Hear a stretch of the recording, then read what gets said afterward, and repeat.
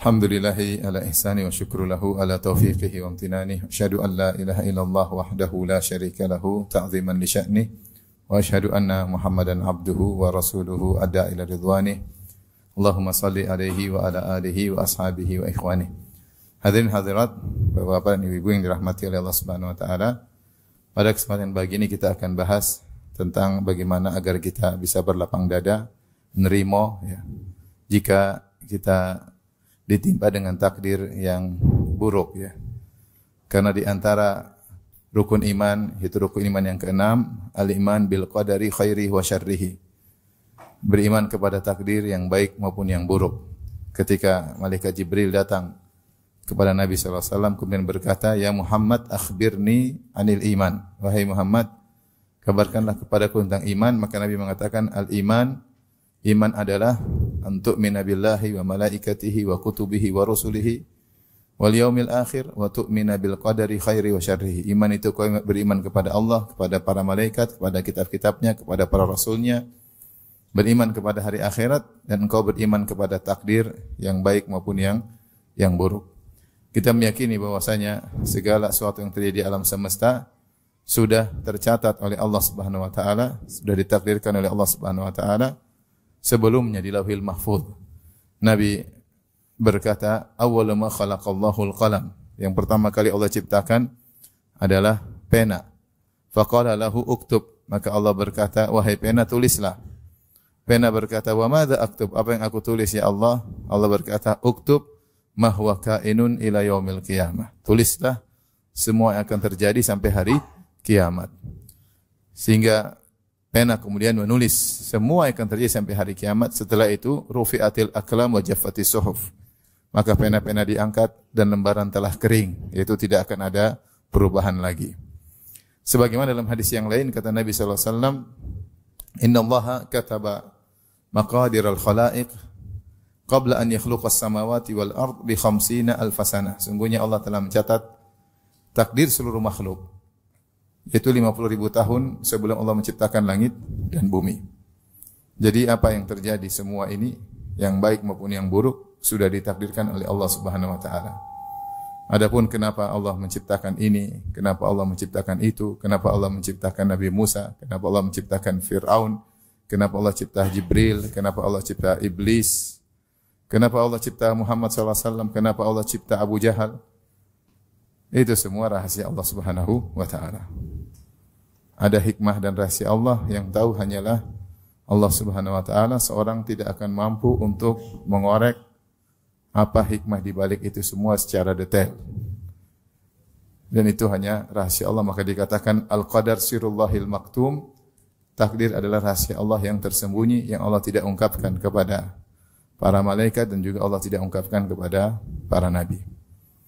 Yang jelas kita tahu apa yang Allah lakukan itu adalah di atas hikmah dari Allah Subhanahu wa taala. Tapi kita akan bahas tentang perkataan kita. Rukun iman adalah al-iman bil qadar, iman kepada takdir yang baik maupun yang buruk. Apa maksudnya takdir yang buruk? Takdir yang buruk maksudnya ditinjau dari al-muqaddar yang Allah takdirkan. Adapun perbuatan Allah mentakdirkan keburukan tersebut bukanlah keburukan. Jadi iblis buruk atau tidak? Buruk. Tapi Allah menciptakan iblis bukan keburukan. Karena di balik penciptaan iblis banyak sekali hikmah-hikmah. Sederhananya yang Allah sebutkan dalam Al-Quran, kerusakan, bencana alam. Buruk atau baik? Buruk. Tapi Allah ciptakan keburukan tersebut demi kebaikan di balik itu. Dalam surat Ar-Rum Allah berfirman, "Zaharal fasadu fil barri wal bahri bima kasabat aydin nas liyudhiqahum ba'dhal ladzi 'amilu la'allahum yarji'un." Telah nampak kerusakan di daratan dan di lautan akibat ulah perbuatan manusia. Allah ciptakan itu semua buat apa? Liyudhiqahum ba'dhal ladzi 'amilu, agar Allah merasakan kepada mereka sebagian dari akibat perbuatan mereka. Tujuannya apa? La'allahum yarji'un, agar mereka kembali. Jadi Allah menciptakan kerusakan yang Allah sendiri tidak suka dengan kerusakan, dan kerusakan tersebutlah keburukan, tetapi ada hikmah di balik itu agar manusia apa? Kembali. Gampangannya kita punya anak nakal, kita jewer supaya dia sadar. Namanya dijewer enak atau tidak enak? tidak enak. Tapi setelah dijewer dia sadar ya. Jadi perbuatan orang tua menjewer anaknya itu bukan perbuatan buruk, meskipun jeweran itu buruk. Kenapa? Karena di balik perbuatan tersebut ada apa? Ada tujuan. Itu yang saya sampaikan bahwasanya beda antara al-muqaddar dengan takdir. Adapun yang Allah takdirkan, maka ada yang baik dan ada yang buruk. Ditinjau dari apa yang kita lihat. Tapi perbuatan itu sendiri menciptakan keburukan tersebut pasti ada hikmahnya. Faham? Faham tidak? Ya, paham. Seperti tadi saya katakan Allah ciptakan kerusakan, bencana alam dan macam-macamnya ternyata agar manusia sadar. Seandainya tidak dikasih bencana alam mungkin mereka lupa diri dan tidak sadar. Makanya di antara doa Nabi sallallahu alaihi wasallam Nabi berkata wasyarru laisa ilaik, dan keburukan tidak ada yang kembali kepadamu. Artinya semua yang kembali kepadamu adalah kebaikan. Semua keputusanmu adalah kebaikan. Semua ketetapanmu adalah apa? Kebaikan. Semua perbuatan Allah adalah kebaikan. Meskipun yang ditakdirkan adalah perkara yang buruk. Makanya ketika kita berdoa, qul a'udzu birabbil falaq min syarri ma khalaq. Katakanlah aku berlindung kepada Rabbil Falaq min syarri ma khalaq, dari keburukan apa yang Allah ciptakan. Jadi bukan dari keburukan Allah, dari keburukan makhluknya, paham? Karena makhluk Allah memang ada yang buruk. Tapi perbuatan Allah menciptakan berbagai macam makhluk, itu semua ada hikmah di balik itu. Dan itu semua sudah Allah atur sedemikian rupa, ya. Hanya saja betapa banyak dan terlalu banyak hikmah yang tidak kita pahami. Ini yang dimaksud dengan beriman dengan takdir yang buruk. Itu yang buruk ditinjau dari pandangan kita. Ditinjau dari pandangan kita harus tahu bahwasanya ini yang memutuskannya adalah Allah Subhanahu wa taala. Dan bagaimana kita bisa ridha? Ini yang mau kita bahas. Pembahasan ini penting bagi kita karena kita menyadari dalam kehidupan ini banyak hal yang tidak sesuai dengan keinginan kita. Manusia ini keinginannya banyak enggak? Pinginnya duit banyak, pingin jabatan tinggi, pinginnya istrinya nurut semua, pinginnya anak-anak nurut, pinginnya istrinya qanaah, tidak minta dibelikan emas, ternyata minta beli apa? Emas. Ya. Istri juga pingin gitu, pingin suaminya baik, tidak neko-neko, tidak macam-macam, tidak poligami, tidak macam-macam. Istri pinginnya semua nyaman, tapi ternyata yang terjadi sering tidak sesuai dengan apa? Keinginan kita. Oleh karena itu kita harus beriman. Semua yang terjadi, yang baik maupun yang buruk, siapa yang putuskan? Allah. Maka kita butuh melatih diri bagaimana cara kita bisa ridha dengan keputusan yang buruk di mata kita, yang buruk di mata kita. Apalagi Allah menyebutkan sifat manusia, innal insana li rabbih lakanud. Manusia itu sungguh sering berkeluh kesah kepada Rabbnya. Kanud, maksudnya suka berkeluh kesah. Kata Hasan al-Basri, yansa an-ni'am wa yadhkurul masaib. Nikmat-nikmat yang Allah berikan kepadanya yang begitu banyak dan bertahun-tahun dia lupa. Hanya sekedar gara-gara musibah yang menimpa sebentar. Yang dia ingat musibah-musibah, dia lupa terlalu banyak kenikmatan yang banyak. Dia mengeluh kepada Allah, ya Allah kenapa kau timpakan aku demikian? Padahal cuma sesekali musibah tersebut. Kebanyakannya nikmat yang dia rasakan. Tapi demikianlah sifat manusia. Allah mengatakan, innal insana khuliqa halu'a. Manusia itu diciptakan halu', yaitu suka berkeluh kesah, pelit. Idza massahu syarru jazua. Kalau ditimpa dengan keburukan, jaza, keluh kesah, jaza, tidak sabar. Sifat manusia. Karenanya kita perlu membahas tentang masalah ini agar hidup kita ini ya bahagia meskipun mungkin di tengah-tengah hal-hal yang tidak kita sukai. Ini salah satu pembahasan tentang masalah rukun iman, yaitu beriman kepada takdir. Taib, ikhwan dan akhwat yang dirahmati Allah Subhanahu wa taala.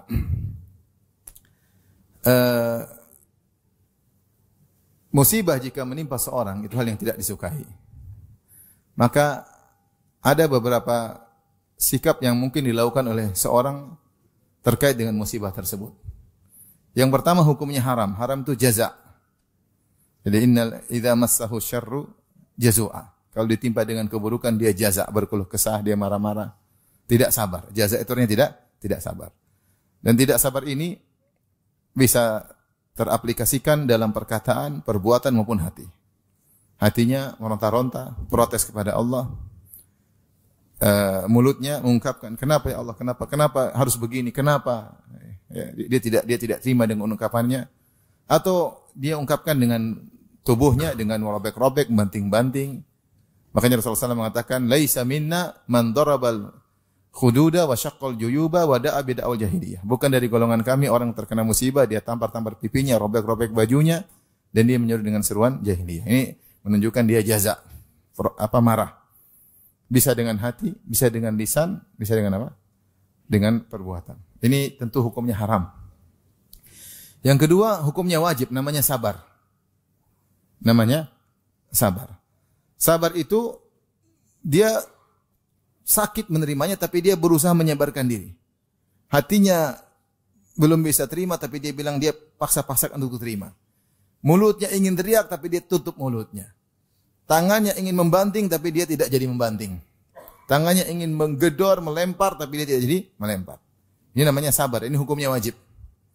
Wajib, yaitu menahan hati dan menahan lisan dan menahan anggota tubuh untuk tidak melakukan satu perbuatan yang menunjukkan tidak terima dengan keputusan Allah Subhanahu wa taala. Tapi bergejolak. Ya, tapi dia sabar. Itu namanya sabar. Ini pahalanya besar. Hukumnya wajib dan pahalanya sangat besar. Di atas sabar adalah ridha. Ridha itu dia terima bahwa ini yang terbaik. Dia terima adalah yang terbaik. Tapi ini tidak wajib. Tidak semua orang ketika diterima musibah kemudian dia ridha. Yang wajib bagi dia adalah sabar. Meskipun mungkin dia tidak suka. Namanya istri yang dia sayangi meninggal, dia suka. Dia enggak suka. Anak yang dia sayangi, tapi dia sabar. Terus sabar. Kalau ridha, enggak apa-apa. Ini yang terbaik. Namanya apa? Ridha. Ridha tidak wajib. Karena ridha itu derajat yang lebih tinggi. Tidak semua orang bisa ridha dengan apa? Keputusan Allah. Ya akhi, mobil ente dicuri, ente ridha? Baru beli kemarin, belum dipakai sudah hilang. Ridha enggak? Belum ridha. Tapi sabarlah, insyaallah yang terbaik. Insyaallah terbaik. Tapi insyaallah yang terbaik. Itu namanya sabar. Kalau ridha terbaik. Ridha. Itu namanya ridha. Ridha tidak wajib. Ya. Jadi yang ditinjau dengan keridhaan ada dua. Ridha dengan keputusan Allah, ridha dengan apa yang menimpanya. Kalau ridha dengan keputusan Allah, orang sabar juga ridha. Saya ridha dengan keputusan Allah, saya tidak protes. Tapi saya belum bisa terima, hati belum menerima apa yang terjadi pada saya. Cuma saya tahu ini terbaik. Tapi kalau ridha, dia terima dua-duanya. Dia tahu Allah yang keputusan terbaik dan dia ridha apa yang saya ridha dengan apa yang menimpa saya. Ya. Karena ini pasti yang terbaik bagi saya. Jadi, namun ridha terhadap keputusan Allah hukumnya wajib. Ridha terhadap musibah yang menimpa tidak wajib. Yang wajib tadi apa? Sabar. Jadi sabar itu masih ada gejolak tapi dia lawan. Ya. Yang lebih hebat lagi yang keempat, bersyukur. Bersyukur dapat musibah. Apa bedanya syukur dengan ridha? Kalau syukur dengan ridha itu syukur tidak ingin musibah itu hilang. Nah, ini susah kalau ini. Alhamdulillah dengan musibah yang berkesinambungan ini repot. Saya ternyata gini, itu susah kalau itu. Tapi ya, apakah ada yang begitu? Ada. Yang dia, dia bersyukur dengan musibah yang berkesinambungan. Saya pernah hajian sama seorang, dia terkena ginjalnya rusak, sehingga dia setiap 6 jam sekali, dia cuci ginjal sendiri. Ya. Manual, ada alat masuk sini, keluar sini, itu pakai cairan ya.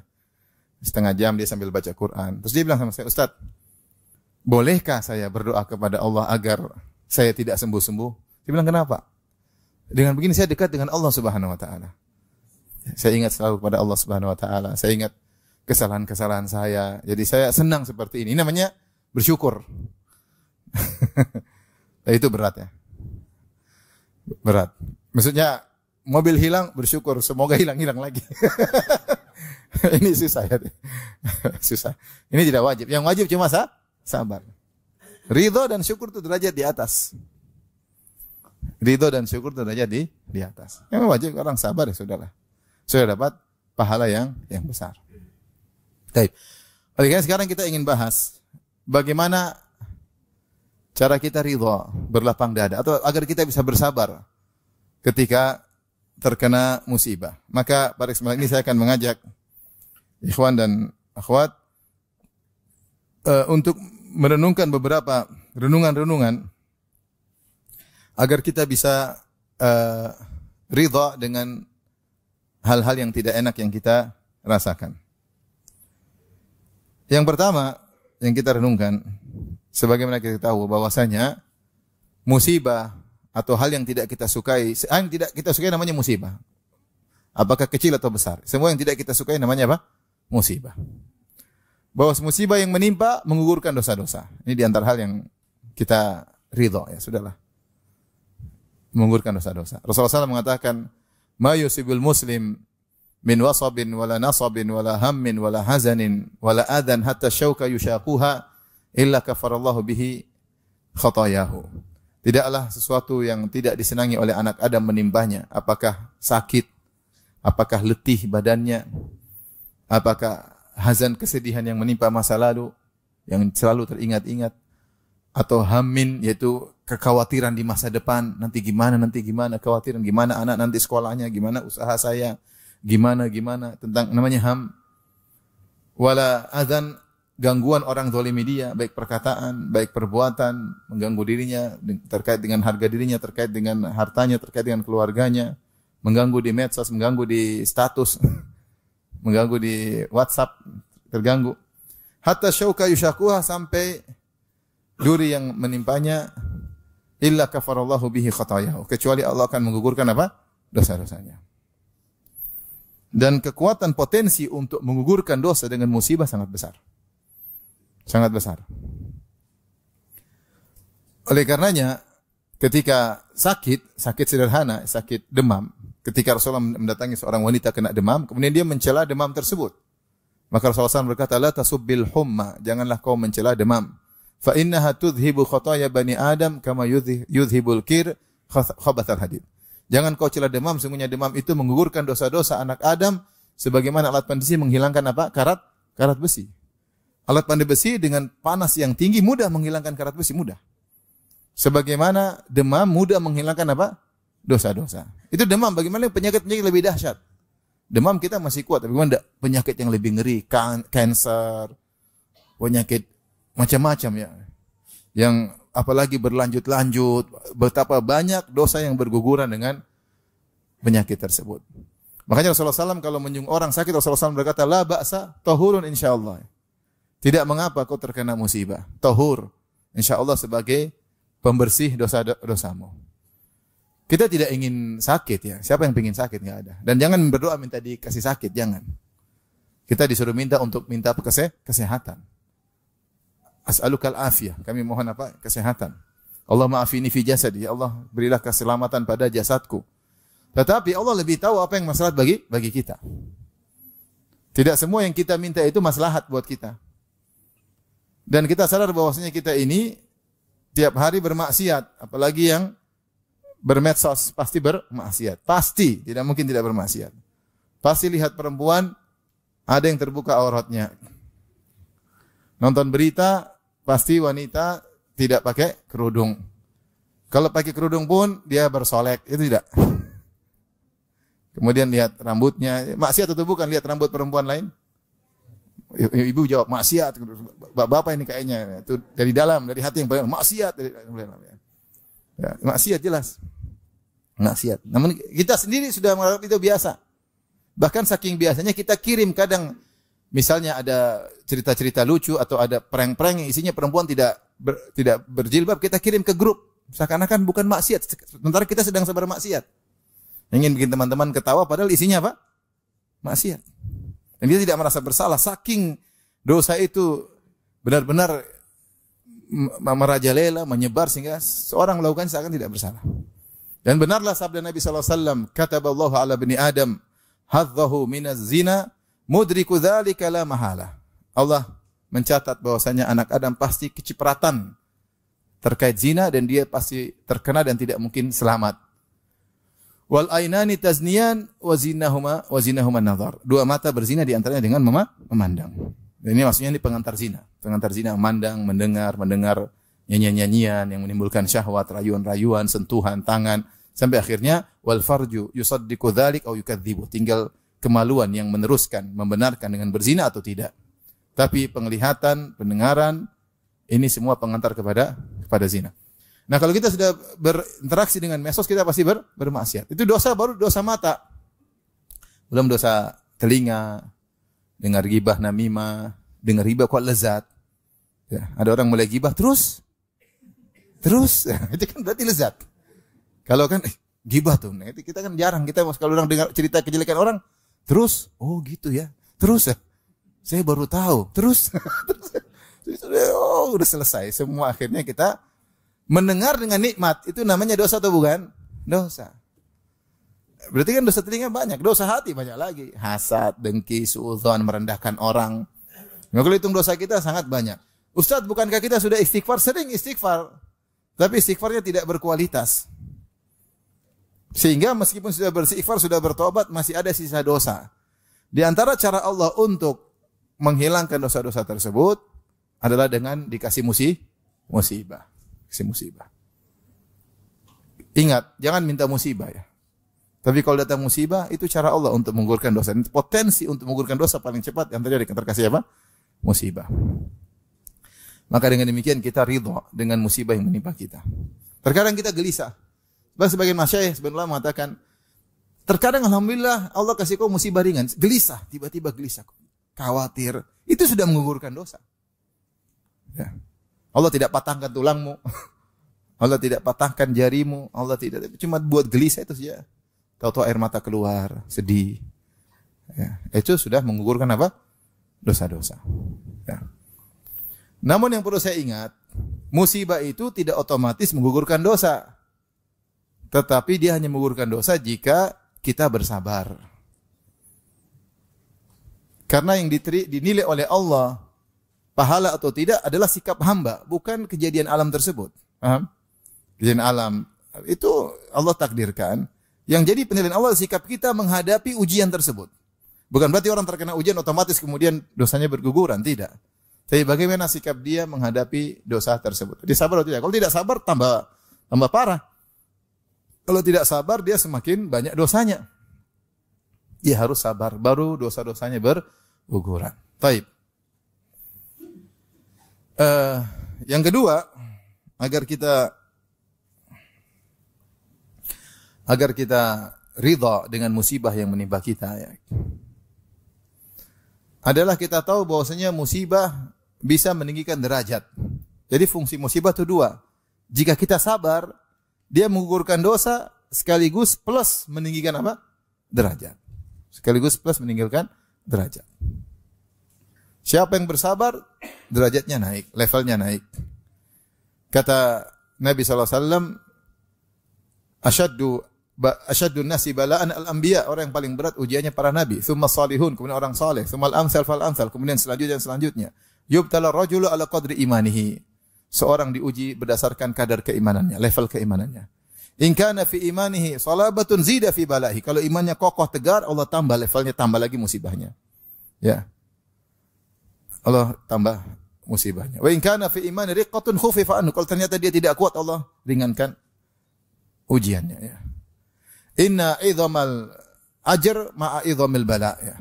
Sungguhnya besarnya pahala sesuai dengan besarnya apa? Musibah. Wa innallaha idza ahabba qauman ibtalahum. Sungguhnya kalau Allah sudah mencintai suatu kaum, Allah akan memberi musibah kepada mereka. Makanya orang yang paling banyak musibahnya para nabi. Nah, kalau antum jarang musibah, senang-senang dari lahir sampai mati senang terus, ya ini masalah. Kok ketawa terus dari lahir sampai mati? Apa ada orang itu juga? Enggak ada, sama aja. Tapi mau saya, orang yang paling banyak musibahnya para nabi. Yang Nabi sendiri mengatakan. Kenapa? Karena Allah mencintai mereka.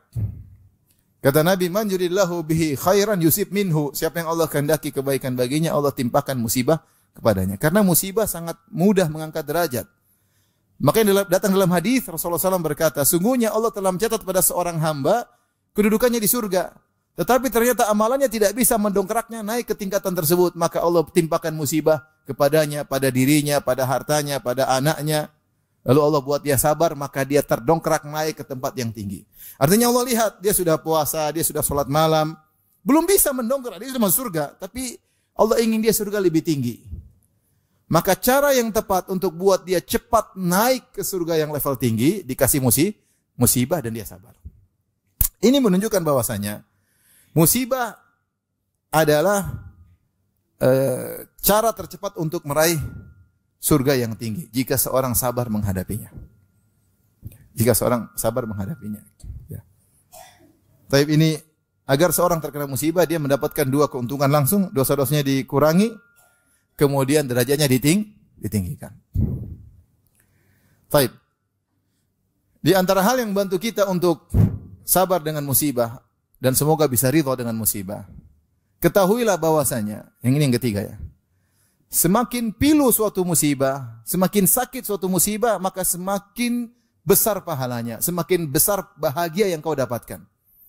Semakin pilu, kau semakin bahagia. Semakin sakit, semakin bahagia. Semakin sakit, bidadarinya semakin cantik. Gampangannya gitulah ya.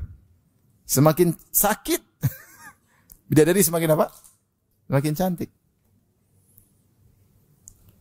Oleh karenanya, Rasulullah SAW bersabda, yawaddu ahlul afiyah, hina yu'ta ahlul bala al-thawab, law anna juludahum fid dunya kanat tuqarrad bil maqarid, atau kama qala Nabi SAW.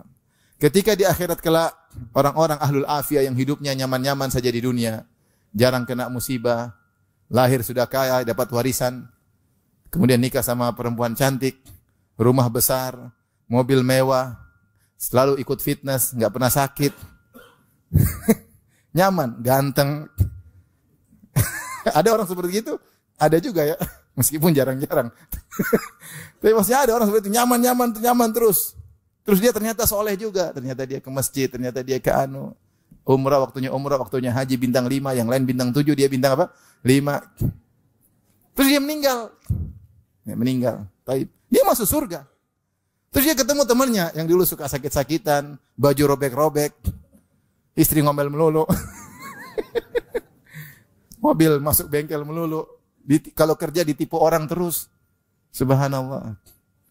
Rumah pulang istrinya sakit, anaknya sakit, tagihan gak lunas-lunas, musibah menimpa dia terus. Ternyata sama mau surga. Ternyata surga dia terlalu tinggi dibandingkan surganya orang yang afiah tadi.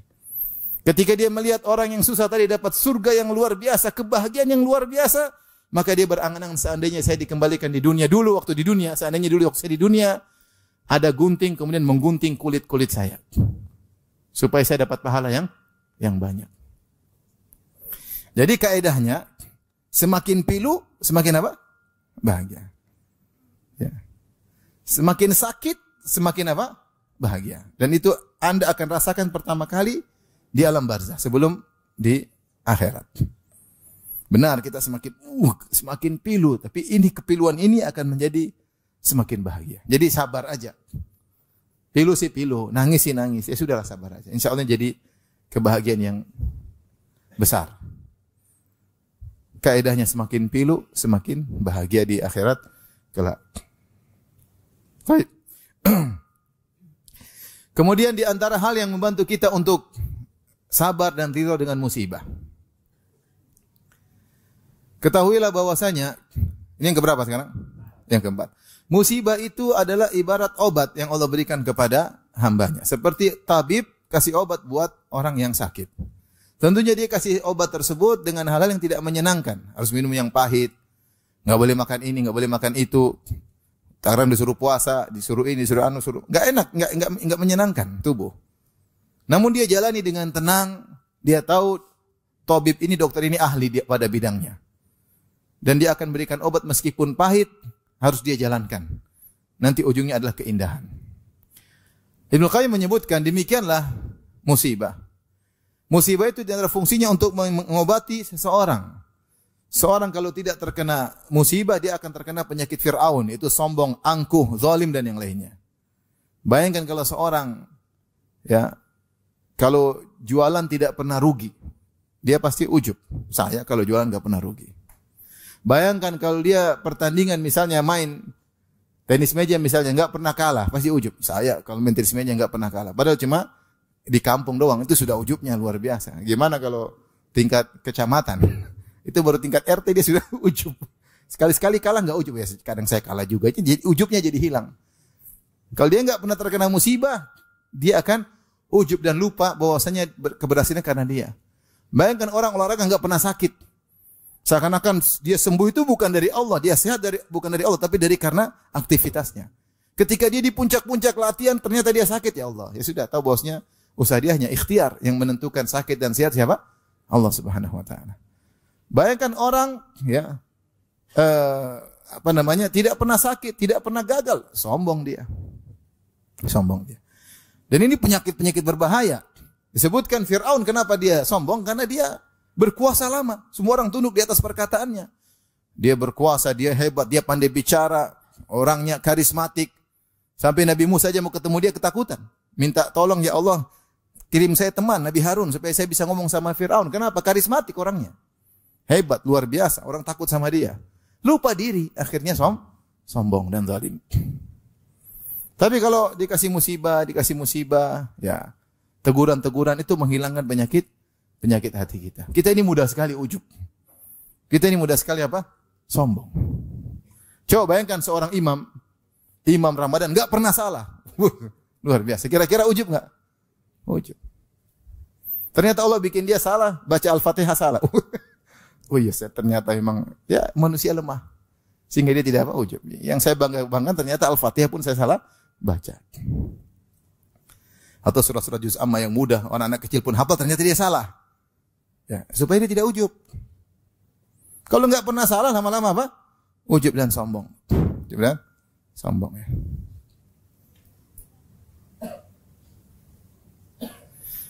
Oleh karenanya, musibah adalah obat. Tugas kita hanya meyakini yang kasih obat adalah ahli dalam bidangnya.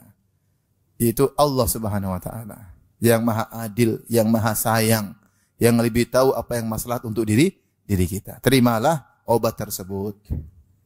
Ada waktunya, selesai.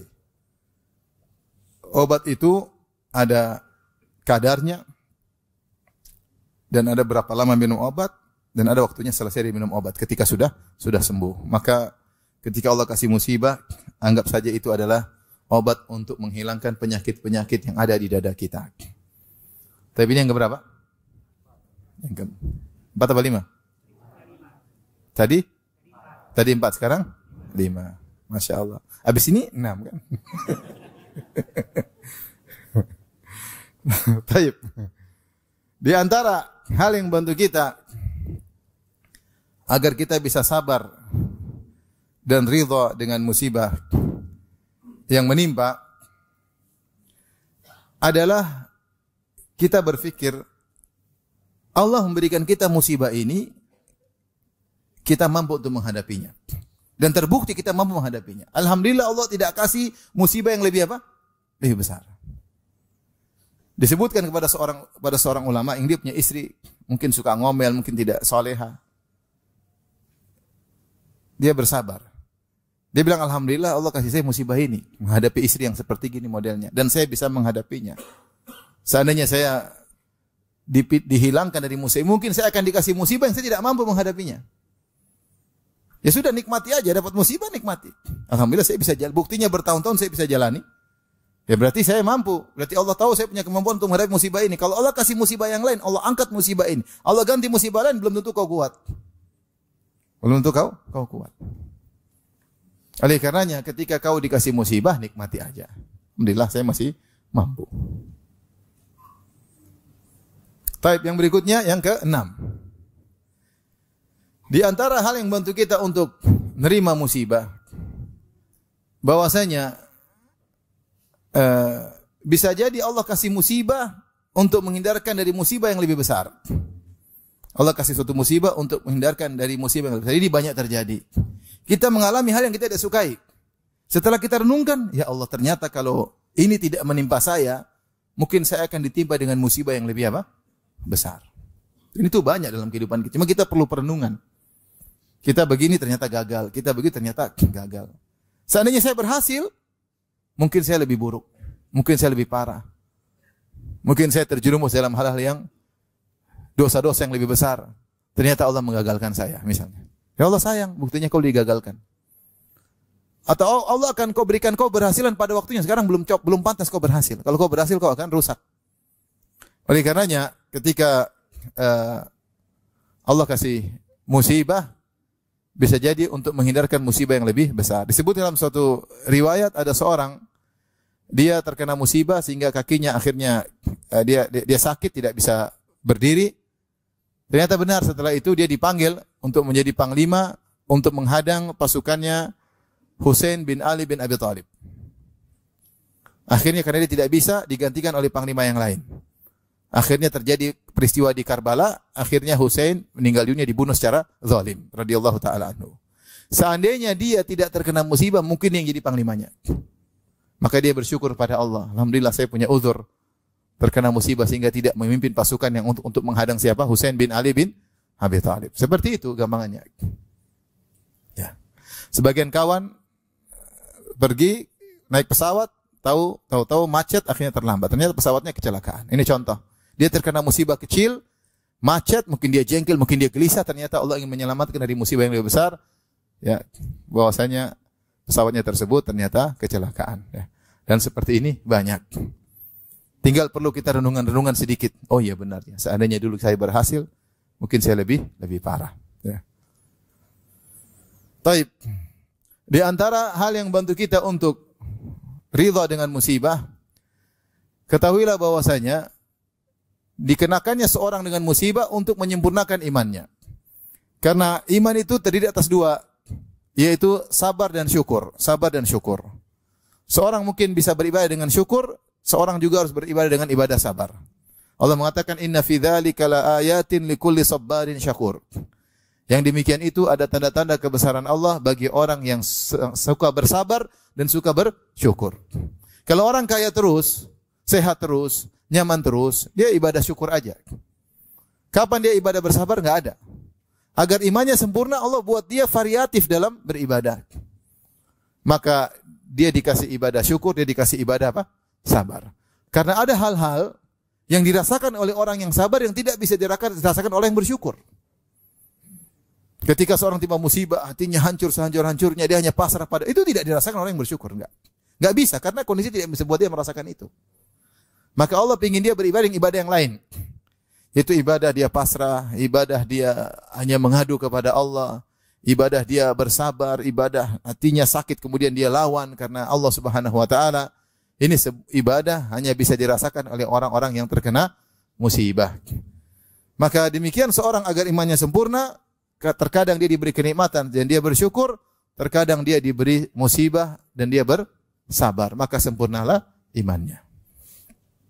Adapun kalau dia hanya bisa bersyukur, sabar tidak bisa, belum sempurna imannya. Atau dia hanya dikasih musibah bersabar, tidak pandai bersyukur, imannya tidak sempurna. Sempurna itu jika dua-duanya bisa dia jalankan, sabarin syakur. Yang kuat dalam bersabar dan yang kuat dalam bersyukur. Selalu bersabar, selalu bersyukur. Kemudian di antara hal yang bantu kita untuk bisa ridha dengan musibah, bahwasanya musibah yang kita alami ini semua sudah tercatat di Lauhil Mahfuz. Kita enggak bakalan bisa menghindar. Makanya di antara iman kata Nabi sallallahu alaihi wasallam, "Wa ta'lam anna ma asabaka lam yakun liyukhti'ak wa ma akhta'aka lam yakun liyusibak." Dan kau tahu telah tercatat di Lauhil Mahfuz bahwasanya apa yang menimpamu tidak akan kau bisa meleset darimu, tidak akan bisa meleset darimu. Kau tidak bisa menghindar darinya. Dan apa yang kau luput darinya tidak akan bisa mengenaimu. Apa yang kau luput darinya tidak akan bisa mengenaimu. Ada seorang kawan, dia berjalan dengan sebagian ustadz yang berani masuk di bawa bantuan kemanusiaan di tengah-tengah peperangan. Dia ceritakan sama saya. Dan ustadz itu juga saya kenal. Dia bilang, ustadz ini ngajarin kepada saya. Dia bilang kepada saya, "Hei fulan, semua peluru sudah ditakdirkan akan kena siapa. Kalau takdir kena saya akan kena. Kalau tidak bakalan kena." Makanya berani. Teman bilang, iya, cuma dia belum berani juga. Sampai dia cerita suatu hari, ustadz ini lagi duduk di waktu itu dia bawa bantuan kemanusiaan di Suriah. Kemudian duduk di suatu tempat. Tiba-tiba dia merasa enggak enak, kemudian dia berjalan, tahu-tahu bom kena tempat duduknya itu. Itu Allah hindarkan, kalau memang belum takdir, ya tidak bakalan kena. Tapi kalau sudah takdir pasti apa? Pasti kena. Oleh karenanya apa yang menimpa kita ini Semua sudah dicatat. Tidak bisa kita menghindar. Jangan kau bilang, seandainya saya balik kemarin, tidak ada. Pokoknya kalau sudah ditakdirkan, tidak akan kita bisa meleset. Tidak akan bisa luput dari kita. Pasti kena. Makanya sering bilang, kalau Anda pulang, terus diomelin sama istri, Anda bilang, wahai istriku, omelanmu telah tercatat di Lauhil Mahfuz 50.000 tahun sebelum Allah ciptakan langit dan bumi. Saya tidak bisa menghindar. Saya tidak bisa menghindar. Udah takdir, mau diapain? Dengan begitu kita ini sudah rancangan Allah, kita nggak bisa menghindar. Betapapun kita berusaha, ya, tidak akan bisa luput dari musibah tersebut. Dengan demikian, ya ikhwan, terkadang jika seorang terkena musibah berturut-turut, maka dia positive thinking. Dia bilang ketika saya terkena musibah berturut-turut, berarti jatah musibah saya yang tercatat Lauhil Mahfuz sudah berkurang. Misalnya Allah catat Anda dapat musibah 1000 kali seumur hidup. Ini tahun ini kok dapat musibah 200 kali. Berarti kan tinggal 800. Maksudnya sudah akan lewat. Insya Allah ada enak-enaknya lagi. Berarti jatah musibah sudah berkurang. Dan itu tidak bisa kamu hindari, nggak mungkin, mustahil. Dengan kita tahu sudah ditakdirkan oleh Allah, kita bisa ridha, ya sudah lagi. Ya. Taib. Ini yang berapa? Yang tadi 7. Sekarang ke 9. Di antara hal yang membantu kita ridha dengan musibah ketika kita yakin itu dari Allah. Yang kasih kau musibah ini Tuhanmu yang mencintaimu, yang cinta kepada hambanya, yang maha adil, tidak mungkin dia zalim sedikit pun. Inilah yang turun dalam firman Allah, ma asaba musibatin illa biiznillah. Wa may yu'min billahi yahdi qalbah. Kata Allah dalam surat At-Taghabun, tidak ada musibah yang menimpa kecuali dengan izin Allah. Wa may yu'min billahi yahdi qalbah. Siapa yang beriman kepada Allah itu dia tahu ini dari Allah, maka Allah akan beri hidayah kepada hatinya. Allah tambah imannya, Allah buat dia ridha. Kata Alqamah, rajulun tusibuhu musibah faya'lam annaha min indillah fayarda wa yusallim. Ini tentang seorang yang dia terkena musibah terus dia ingat, oh ini yang kasih musibah Allah. Benar lewat istri, benar lewat anak, benar lewat kawan, benar lewat rekan kerja. Ini kurang ajar semua bikin, tapi yang bikin musibah dari siapa? Allah. Melewati orang-orang ini. Terkadang musibah menimpa dari si istri, terkadang musibah istri ngomel mulu. Musibah itu tidak? Musibah berkesinambungan. Anak nakal, musibah enggak berhenti-berhenti. Ini nakal, inilah curi barang orang tua, narkoba lah. Benar, ini semua musibah dari orang-orang yang tidak. Tapi yang mentakdirkan ini semua siapa? Allah. Maka di antara hal yang membuat kita ridha, ini semua dari Allah. Dan Allah maha adil dan Allah maha tahu yang terbaik buat apa? Buat saya. Ini semua yang terbaik buat saya yang Allah tetapkan. Maka ketika kita tahu bahwasanya ini dari Allah, kita mudah untuk apa? Ridha. Kita mudah untuk ridha. Makanya Nabi mengajarkan kalau kita tertimpa dengan hal yang buruk, kita bilang apa? Alhamdulillah ala kulli hal. Segala puji kepada Allah atas segala keputusannya, segala kondisi. Karena di balik musibah ini kalau kita ridha, kalau kita sabar pasti ada kebaikan. Pasti, bukan tidak. Pasti ada kebaikan. Makanya kita bilang alhamdulillah ala kulli hal. Kalau kamu tidak bisa mencerna dalam benakmu, kata Ibnul Qayyim, renungkanlah tentang kisah Khadir dengan anak yang dia bunuh. Kata Allah, fantalaqa hatta idza, ya, ketika Nabi Khadir dan Nabi Musa berjalan, kemudian mereka bertemu dengan gulam. Kata Allah, faqatalah, maka Khadir pun membunuh anak tersebut. Musa protes, aqatalta nafsan bighairi nafsin laqad ji'ta syai'an nukra. Apa kau bunuh seorang anak tanpa kesalahan? Dia tidak bunuh orang, kau bunuh dia. Kau telah berbuat perbuatan yang mungkar. Akhirnya Nabi Khadir menjelaskan, wa ammal gulamu fakana abawahu mu'minaini fakhashina ayyurhiqahuma tughyanan wa kufra. Fa'aradna ayyubdilahuma rabbuhuma khairan minhu zakatan wa aqraba ruhma.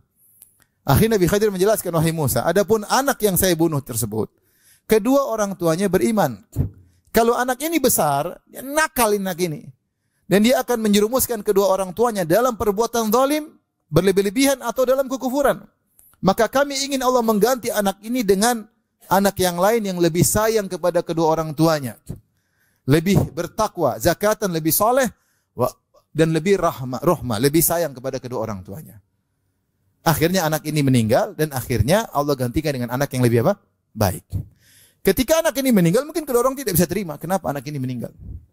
Ternyata Allah menyiapkan hal yang lebih apa? Lebih baik. Maksud saya, kata Ibnul Qayyim rahimahullah ta'ala, kalau kau tidak bisa mencerna apa hikmah kenapa saya terkena musibah, ingat kisah ini. Ingat kisah ini, kau tidak bisa. Tapi yakinlah di balik ini pasti ada kebaikan, ada hikmah. Pasti, bukan tidak pasti. Pasti, yang penting kau sabar. Kalau kau sabar, pasti ujungnya indah. Bukan tidak pasti. Pasti ujungnya indah. Pasti hikmahnya indah. Syaratnya kau sabar, husnudzan kepada Allah Subhanahu wa ta'ala. Cepat atau lambat, kau ngerti atau enggak ngerti, yakin pasti kesudahannya apa? Indah. Kalau kau tidak bisa paham, ingat kisah Khadir membunuh anak tersebut. Siapa yang mau terima anaknya dibunuh? Ternyata Allah ingin menggantikan dengan anak yang lebih baik. Ya. Oleh karenanya, ketika terkena musibah, seorang mengatakan Alhamdulillah ala kulli hal. Cuma hikmah itu tidak dibuka oleh Allah langsung. Seandainya setiap hikmah dibuka, maka kita tidak akan sabar, tidak perlu ibadah.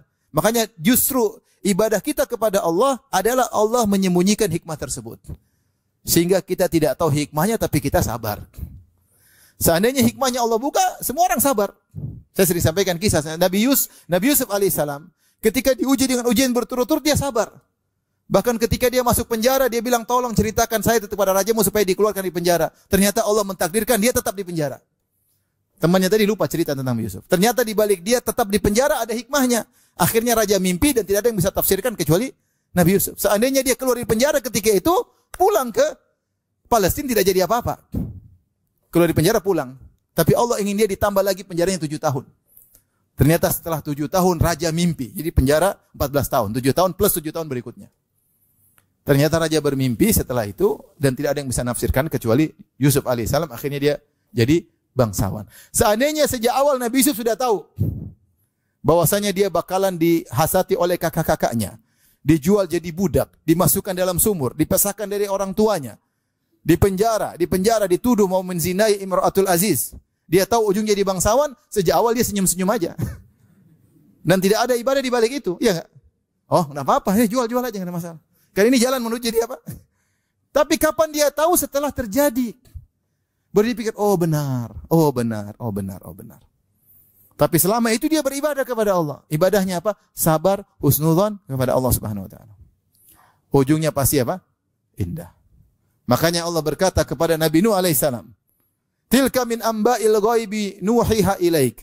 Ma kunta ta'lamuha anta wala qaumuka min qabli hadza fasbir innal aqibata lil muttaqin." Ya. Tentang Nabi Nuh Allah berkata kepada Nabi Muhammad SAW, wahai Nabi Muhammad SAW, inilah kisah Nabi Nuh yang kami ceritakan kepada engkau, wahai Muhammad. Kau tidak tahu sebelumnya dan kaummu juga tidak tahu tentang kisah ini. Saya ceritakan. Ini hal gaib, wahai Nabi Muhammad.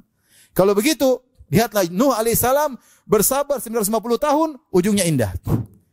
Karenanya fasbir, sabarlah engkau, wahai Muhammad. Innal aqibata lil muttaqin. Sungguhnya kesudahan yang baik bagi orang yang bertakwa, orang yang bersabar. Jadi kalau kita terkena musibah, kita yakin, bukan pasti. Kalau orang sabar pasti sudahnya apa? Kesudahannya apa? Indah. Makanya kalau orang terkena musibah, kemudian dia tidak sabar, mungkin ada solusi, mungkin dengan cara dia. Tapi solusi tersebut tidak akan sempurna. Dan solusi tersebut bisa jadi menimbulkan musibah berikutnya. Tapi kalau dia sabar, solusi datang dari Allah dengan sempurna. Terapkan dalam kehidupan antum. Tapi sabar. Jangan ngomel. Sabar. Berusaha ikhtiar tapi serahkan kepada Allah. Sabar. Solusinya sempurna dari Allah Subhanahu wa taala. Ya.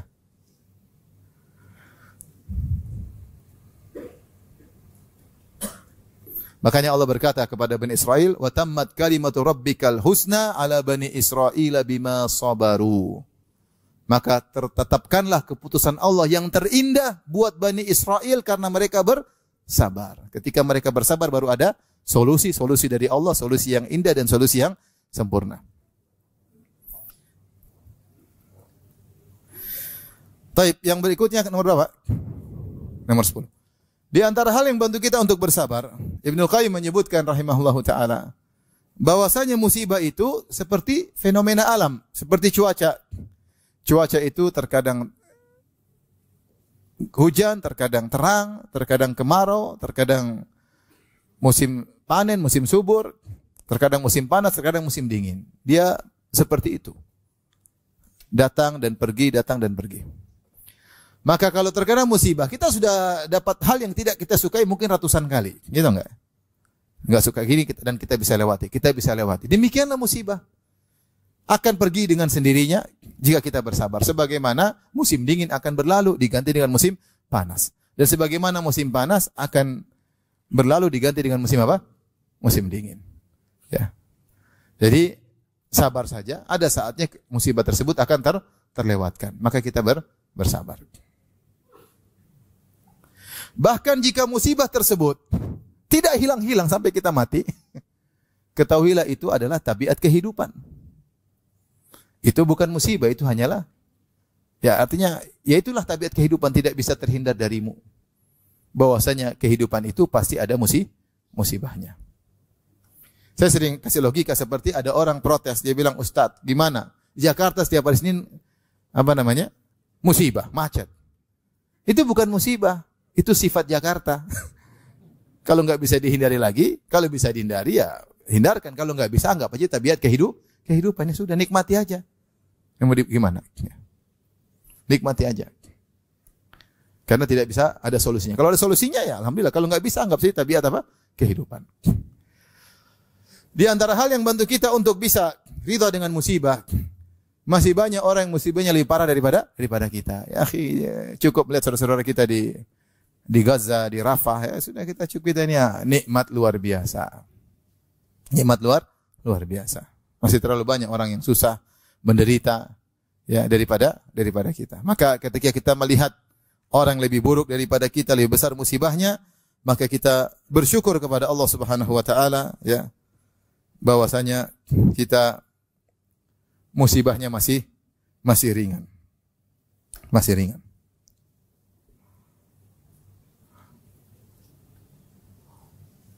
Taib. Karenanya kita harus sadar bahwasanya dunia ini adalah ladang ujian. Tidak ada seorang pun yang tidak diuji. Siapapun dia, apakah dia raja, apakah dia jenderal, apakah dia presiden, juga diuji. Apakah dia orang terkenal, tidak terkenal, apakah dia miliarder atau banyak utang, semuanya akan ada ujiannya. Maka seorang ketika diuji, dia tahu ini adalah rangkaian dari kehidupan. Allah telah berfirman, laqad khalaqnal insana fi kabad. Sungguh kami telah ciptakan manusia dalam kepayahan. Demikianlah tabiat manusia. Tidak ada orang yang hidup kemudian tidak diuji, enggak ada. Masih sering bilang, kamu melihat ada seorang ketawa ke TV, belum tentu dia bahagia, aku enggak tahu. Ya, belum tentu dia tampil di medsos seakan-akan bahagia, belum tentu dia bahagia. Betapa banyak orang hidup dalam sandiwara untuk menipu netizen. Banyak. Betapa banyak politikus yang tersenyum ketika pilkada, tapi sebenarnya dia lagi apa? Sakit hati. Kita enggak tahu. Oleh karenanya, jangan bilang cuma kamu yang dapat musibah. Semua orang juga kenapa? Musibah. Cuma ada yang diam, ada yang cerita. Ya. Maka demikianlah tabiat kehidupan. Tidak ada yang bisa lolos dari namanya ujian dan musibah. Maka jalani saja ya sampai musibah tersebut berganti dengan keindahan yang kita inginkan. Kemudian di antara cara kita untuk bersabar ketika terkena musibah, ucapkan doa-doa yang diajarkan oleh Nabi SAW. Ketika terkena musibah bilang apa? Alhamdulillah ala kulli hal. Segala puji bagi Allah atas segala keputusannya. Kita tahu di balik ini pasti ada hikmahnya. Atau kita ucapkan inna lillahi wa inna ilaihi raji'un. Kita ini milik Allah dan kita akan kembali kepada Allah. Semua ini titipan. Istri kita titipan, anak kita titipan, mobil kita titipan, harta kita titipan, perusahaan kita titipan. Kalau Allah mau ambil kapan saja, terserah Allah Subhanahu wa taala. Kita ini milik Allah. Allah melakukan apa yang Allah kehendaki kepada kita. Kita pasrah. Inna lillahi wa inna ilaihi raji'un. Dan jangan lupa berdoa, Allahumma ajurni fi musibati. Ya Allah, berilah aku pahala atas musibah yang menimpaku ini. Wa khluf li khairan minha, gantikan dengan yang lebih baik. Gantikan dengan lebih baik. Kita ucapkan qaddarallah wa ma syaa fa'al. Ini sudah takdir Allah dan Allah melakukan apa yang Dia kehendaki. Ini takdir. Tidak akan berubah karena sudah tercatat dalam lauhil mahfuz. Ini semua tiga ini. Alhamdulillah 4. Alhamdulillah kulli hal. Terus apa tadi? Qadarullah wa ma syaa fa'al. Kemudian apa tadi? Inna lillahi wa inna ilaihi raji'un. Kemudian Allah ma'jurni fi musibati wa khluf li khairan minha. 4 ini ucapkan insyaallah kuat hati. Kuat hati. Dan ini terutama kita ucapkan pertama terkali terkena musibah. Allah akan kuatkan langsung. Karena sabar yang paling utama adalah terkena hantaman tatkala hantaman pertama. Innama sabru inda sadamatil ula. Kesabaran sungguhnya itu ketika hantaman yang pertama. Ucapkan langsung 4 kalimat ini, insyaallah Allah berikan apa? Kesabaran. Taib, mungkin ini saja yang bisa saya sampaikan. Semoga ketika seorang terkena musibah dia memuji Allah Subhanahu wa taala. Dan Rasulullah bercerita tentang seorang yang dibangunkan oleh Allah istana yang disebut dengan Baitul Hamdi. Istana pujian. Ketika dia terkena musibah dia memuji Allah Subhanahu wa taala. Allah bertanya kepada para malaikat yang mencabut nyawa anak dari seorang mukmin. Allah berkata kepadanya, qabattum ya walada abdi, wahai para malaikat, apa kalian telah mencabut nyawa putra hambaku? Kata malaikat, iya ya Allah. Allah bertanya lagi, qabattum thamarata fuadihi, apakah kalian telah mencabut buah hatinya? Bayangkan ini ujian paling berat ketika anak kesayangan meninggal dunia. Apakah kalian telah mencabut buah hati anak hambaku yang beriman? Kata malaikat, benar ya Allah. Allah bertanya lagi, madza qala abdi? Apa yang diucapkan hambaku ketika anaknya dicabut nyawanya? Kata malaikat, hamidaka wastarja. Dia mengucapkan alhamdulillah dan dia mengatakan inna lillahi wa inna ilaihi raji'un. Dia memuji Allah. Maka Allah berkata, ubnu li abdi baitan fil jannah wa sammuhu baital hamdi. Kalau begitu bangunkanlah bagi hambaku istana di surga dan namakan istana tersebut dengan istana pujian. Kenapa dia bisa memuji Allah ketika sedang terkena musibah? Kita renungkan. Seperti saya pernah nasihati ada saudara, ketika saya suruh beri nasihat ketika meninggal, punya anak pertama, kemudian mahasiswa UIM, kemudian hafiz Quran, kemudian meninggal dunia. Saya bilang, memang ya kita cinta sama anak tersebut, tapi Allah lebih tahu terbaik buat anak tersebut. Bisa jadi Allah pindahkan kepada kehidupan yang lebih bahagia daripada dia di dunia.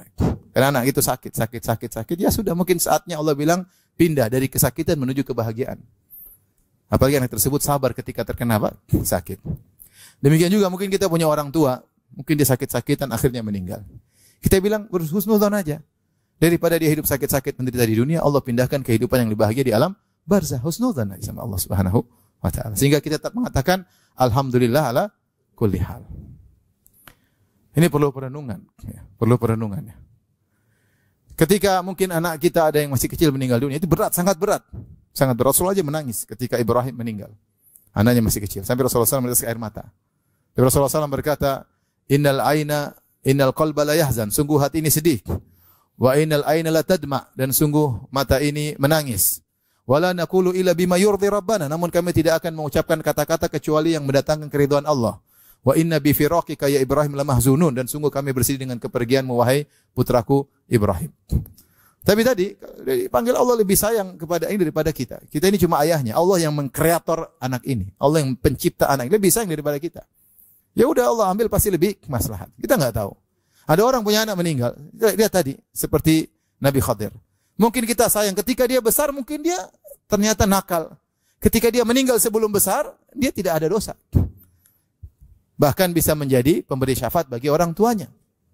Enggak tahu Allah ingin anak-anak meninggal supaya menjadi pemberi syafaat bagi kedua orang tuanya. Seandainya dia besar, belum tentu kita bisa mendidiknya. Apalagi zaman sekarang, zaman Gen Z.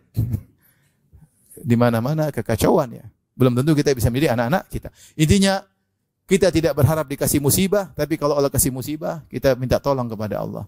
Karena tidak ada yang bisa bikin kita sabar kecuali siapa? Allah. Wasbir wa ma sabruka illa billah. Bersabarlah dan kau tidak bisa bersabar kecuali yang bikin sabar siapa? Allah. Maka kalau sudah sabar jangan ujub. Kalau sudah sabar jangan ujub. Apalagi riya, saya sabar nih, wis. Diposting enggak usah lah. Tidak ada yang bisa bikin kau sabar kecuali Allah Subhanahu wa taala. Tapi demikian saja kajian kita. Alhamdulillah antum bersabar mendengar ya. Kalau ada yang bertanya saya persilahkan, kalau tidak alhamdulillah.